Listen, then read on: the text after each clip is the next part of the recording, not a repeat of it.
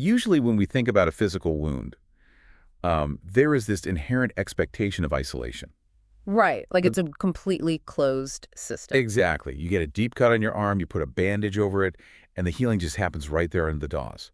The body handles the repair process locally, entirely contained within the boundaries of your own skin. Yeah, you definitely don't expect your broken arm to somehow impact the bone density of the person sitting next to you on the bus. I mean, that would be terrifying, but when you step into the world of psychological trauma and how we are supposed to heal from our pasts, that closed system idea just completely falls apart. Welcome to today's custom deep dive, where we are doing exactly that. We are exploring a truly profound essay today titled The Child Within the Field: Trauma, Witness, and the Protection That Comes from Knowing. And the mission for this session is really to take everything you might assume about psychological readiness, about what it actually means to heal, and just upend it. We are going to look at how confronting your own history is actually the ultimate tool for protecting the vulnerable people in your life. Yeah. Okay, let's unpack this, because this text really challenges that deeply embedded cultural idea that we have to be totally fixed before we can be trusted in the world. That is really the thematic anchor here. The central premise we're dealing with completely alters the landscape of how we view human interaction. The text argues that trauma is not a solitary event. It is an ecosystem. Which is a huge shift in thinking. It is. We have this tendency to treat psychological wounds like that physical cut under the bandage, like a sealed chamber inside a single person, hermetically removed from their relationships or their choices. And this essay basically strips that idea down to the studs. Absolutely. It suggests that if you try to locate trauma solely within the individual, you're just fundamentally misunderstanding its nature. So let's look at how that actually functions in a room.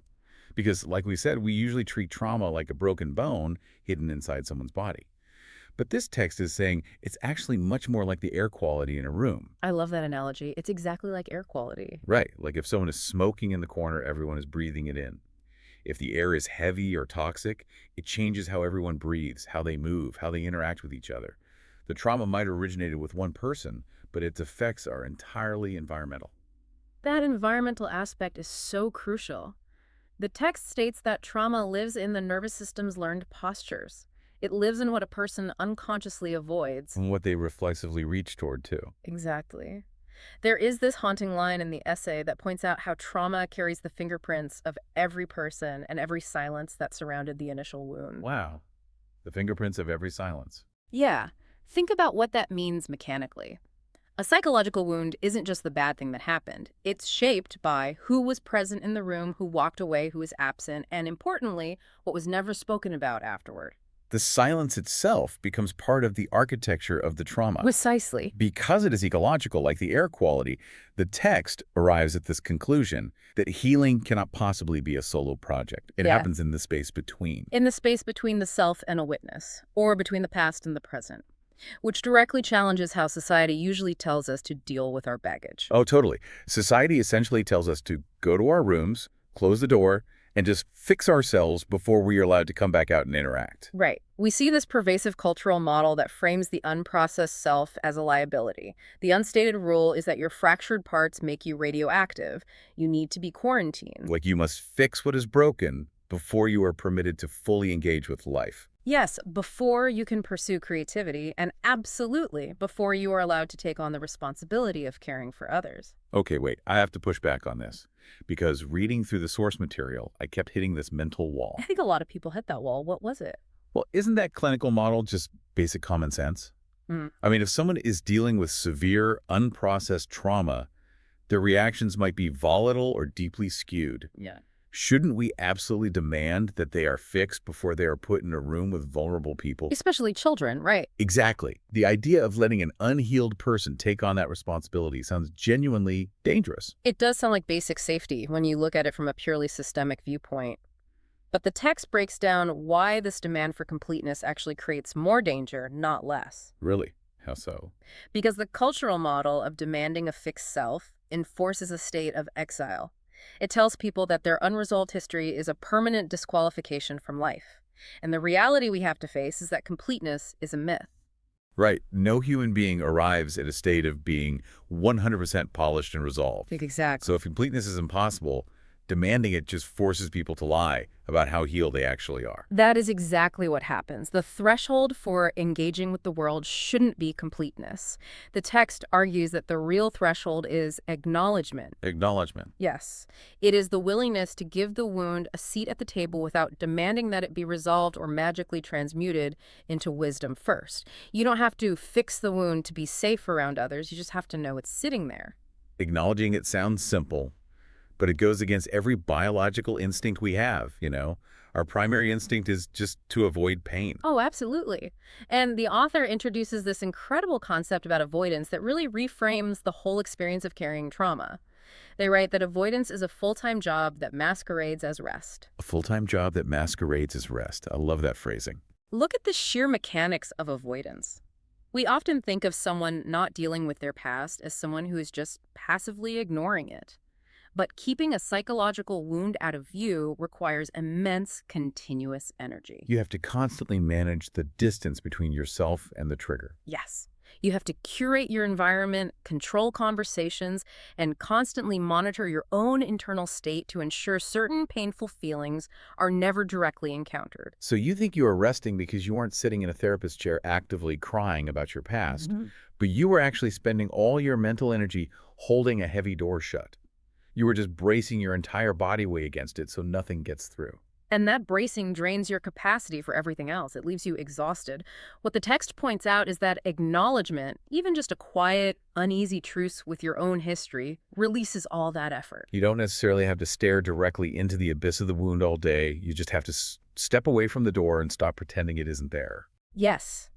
Because if you don't acknowledge it, if you keep trying to suppress it, the wound doesn't just disappear into the ether. Right. You just push it out of your conscious awareness, which leads to what the text calls the partitioned mind. Yes, the partitioned mind. So what does this all mean? We start drawing arbitrary borders inside our own heads, right? We do. We create an internal geography of permitted zones where we feel safe, competent and in control, and unpermitted zones, where all the messy, painful history is locked away. And I imagine an internal geography built on partitions is inherently unstable. Extremely unstable. The suppressed material in those unpermitted zones is highly pressurized. It doesn't remain dormant. It actively looks for other routes to surface. It leaks out. Yes, it leaks out during moments of high stress or fatigue or unexpected conflict. It shows up in unexplained behavioral patterns. Like if you are suppressing a deep fear of abandonment in an unpermitted zone, it might pop up as unexplained rage when a colleague is 5 minutes late to a meeting. You are essentially playing emotional whack-a-mole. You hammer a feeling down in one area of your life, and it violently shoots up somewhere else, usually directed at whoever happens to be standing in front of you. And when we look at who is most often standing in front of us, bearing the brunt of these unexplained reactions, it is usually those with the least power. Right. This is the crucial link the essay makes. This unconscious leaking of suppressed material, this shrapnel from our unpermitted zones, is exactly how harm is transmitted from one generation to the next. Because harm is rarely a conscious, malicious choice passed down a family tree.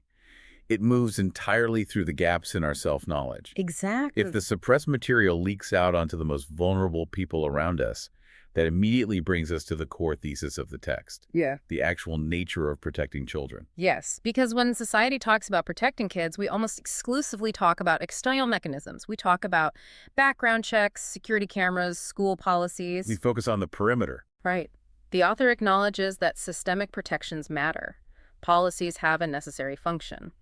But the deepest, most critical layer of protection for a child does not begin with surveillance or external boundaries. Where does it begin? True protection begins somewhere entirely interior and somatic. It begins with the adult's own self-recognition. Let's define somatic here, just so we're clear, because the text heavily emphasizes this. We are talking about the physical body. Yes. The nervous system. The actual physical tension we hold in our muscles, our breathing patterns, our heart rate. The essay is saying protection actually starts in the physical reality of the adult's body. Absolutely. For an adult to genuinely protect a child, the text argues they must intimately know their own inner child. They have to be willing to emotionally and somatically remember the texture of smallness, of need, of terror, and of wonder. They must be able to recall the physical sensation of being entirely dependent on the giants in the room for their survival and what it felt like to be desperate to be seen and understood. And if an adult hasn't done that, like if they have paved over their own history to avoid the pain of remembering how small and terrified they once were, Then they lose their internal compass. The text calls this losing resonance. An adult without resonance might intellectually want to protect children, but they cannot physically feel the reality of the child in the room. they can advocate for all the right policies and recite all the latest parenting strategies, but they can't feel it. Right, and children are not relying on the adult's intellect to feel safe. Children's survival depends on studying the adults around them. They are like miniature anthropologists constantly analyzing the microexpressions, the tone of voice, the physical tension of the giant in the room. They don't listen to the words being said. They read the nervous system of the person saying them. Exactly. So if an adult is merely performing safety, maybe they are using a calm, modulated voice because that's what a manual told them to do, but internally they are entirely disconnected from their own emotions. The child senses that gap immediately. The child registers that the adult is acting rather than genuinely inhabiting a state of safety. And how a child responds to that perceived performance is just heartbreaking. It really is. If a child senses the adult is not authentically present, the child assumes the environment is unpredictable, so they adapt. They learn to become invisible. Yes. They suppress their own needs and quiet their own voices because invisibility feels like the safest strategy when the adult in charge is emotionally vacant or suppressing their own volatility. Rules and policies are like the guardrails on a highway, but this internal resonance is the steering wheel. That is a fantastic way to frame it. If you don't remember the texture of smallness, you simply won't notice when the child sitting across from you is quietly terrified. You will look at them, see that they are sitting still and following the rules, and you will assume everything is perfectly fine. Completely missing the fact that their nervous system is in a state of sheer panic. That is the profound danger of an adult lacking resonance. When you are disconnected from your own history, your unwitnessed trauma doesn't just sit quietly. It begins to silently dictate the reality of the vulnerable people around you. The text actually refers to unwitnessed trauma as an invisible lens, doesn't it? Yes, it asserts that this unresolved material is not inert, it organizes. It organizes. That phrase stopped me in my tracks when I read it. Yeah. What does it actually mean for trauma to organize a room or a relationship? It means your unacknowledged wounds act as an invisible, distorted filter over your perception. It alters how you interpret the behaviors of others and how you justify your own reactions. Because the lens is invisible to you, you believe you are reacting to objective reality. Exactly. You don't realize you are reacting to a ghost from your own past. This lens can literally invert reality. It can make certain violations feel like love because those violations echo the familiar shape of how you were treated as a child. Or it makes certain silences feel like safety, when in reality it is the silence of fear and suppression. Let's run a hypothetical scenario to see how this organizing principle works in real time. Say an adult grew up with an unpredictable, dismissive parent. Okay, so as a child, that adult felt constantly rejected. Yeah. So now they're interacting with a child who is feeling overwhelmed, and the kid just decides to withdraw and sit quietly in a corner to self-soothe. And an adult with a clear lens would just see a child regulating their own emotions. But an adult looking through the invisible lens of their own unwitnessed trauma sees rejection. They interpret the child's withdrawal as a personal slight, like a defiant act of disrespect. The trauma organizes the adult's perceptions so completely that they might scold or punish the child, fully believing they are teaching respect. When they're actually just lashing out because their own unpermitted zone of childhood rejection was triggered. That scenario is exactly how the transmission of harm occurs. The adult's unacknowledged anxiety dictates the child's reality. The child learns that self-soothing is dangerous. This is why the essay makes a powerful argument that turning inward to face our own childhood wounds is not self-indulgent. We often dismiss deep introspection as navel-gazing or self-absorption. But if your unresolved wounds are actively distorting how you treat others, then acknowledging them is one of the most socially generative acts possible. It is a profound act of community service. Here's where it gets really interesting, because doing so interrupts the transmission. You stop the shrapnel from hitting the next generation. It inserts a critical pause, a wedge of awareness between the old wound and the current action. You begin to see the invisible lens while you are wearing it. You start to recognize your own disproportionate reactions in real time, rather than looking back 5 years later and realizing you perpetuated the same dynamics you grew up with. And to help adults build that awareness, the essay offers this brilliant, actionable question. It is a tool designed to be used in the heat of the moment when you feel that surge of frustration or panic rising. What's the question? The question is this for the child in front of me or for the child inside me who never got what they needed? Wow. Is this for the child in front of me or for the child inside me? Imagine the structural shift that occurs when a person honestly asks themselves that question. It requires a tremendous amount of vulnerability. But holding that question, even for a second, brings what the author calls more light into the interaction. It illuminates the hidden machinery of the moment. Because if you don't ask that question, you might convince yourself you are disciplining a child for their own good. But if you pause and ask, is this for the child in front of me? You might suddenly realize, no, the child in front of me is just being a normal, noisy 7-year-old. Right. The anger you are feeling is actually for the child inside you, who is never allowed to be noisy, who is punished for taking up space. You realize your reaction has absolutely nothing to do with the kid standing in the room. And the moment you realize that, the physical field of the room changes. The adult's unresolved material stops leaking into the space. It stops organizing the child's experience without their consent. The child's nervous system registers that the adult has taken responsibility for their own emotional state. Yes. The environment becomes tangibly, physically safer. It is not that harm suddenly becomes impossible, but the adult's inner life is no longer operating as a hidden threat. Which brings us to the ultimate realization of this text. We protect children by knowing ourselves. And we know ourselves not by achieving some impossible standard of perfectly fixing every broken piece, but simply by agreeing to meet what is inside us. By looking at our own history and saying, this messy, painful reality is part of me, and I am large enough to hold it without making someone else carry the weight. That largeness, the capacity to hold your own history, is an ongoing practice. The essay is very clear that healing is not a destination where you finally arrive, collect a certificate of mental health, and never struggle again. No, it is the imperfect, daily practice of turning toward your own interior with honesty so that you don't project your pain outward. Think about the journey the text takes us on. We start with the assumption that trauma is an isolated event inside a single person, and we learn it is actually an ecosystem that affects everyone breathing the same air. We recognize that the cultural demand to be entirely fixed is not only a myth, but a dangerous one that forces us into the exhausting full-time job of avoidance. And we see that when we lock our history in unpermitted zones, it inevitably leaks out and harms the most vulnerable people around us. True protection, true safety, requires us to step away from the door, acknowledge our wounds, and take off the invisible lens so we can finally see the people in front of us clearly. As we conclude this analysis, there is a broader implication built into the text philosophy that warrants reflection. Oh, definitely. The essay rightfully focuses heavily on the protection of children because children entirely lack adult defenses and autonomy. Their survival relies on the adults around them having this internal resonance.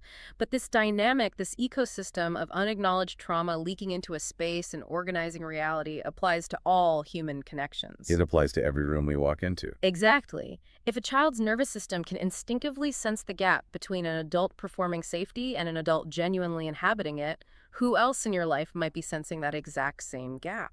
That is a profound question for all of us. How often are you performing stability for your partner while your internal partitions are barely holding back unacknowledged stress? How might taking the terrifying but necessary step of acknowledging your own unresolved material change the physical space and the emotional safety you create for your colleagues, your friends, or your family today? It all comes back to that initial choice for you, listening right now. Are you going to keep treating your past like a broken bone hidden under a cast, pretending it is a closed system that doesn't affect anyone else? Or are you willing to recognize that your internal landscape dictates the air quality of every room you enter, and finally take responsibility for the space you're asking everyone else to breathe in? Thank you for joining us on this deep dive.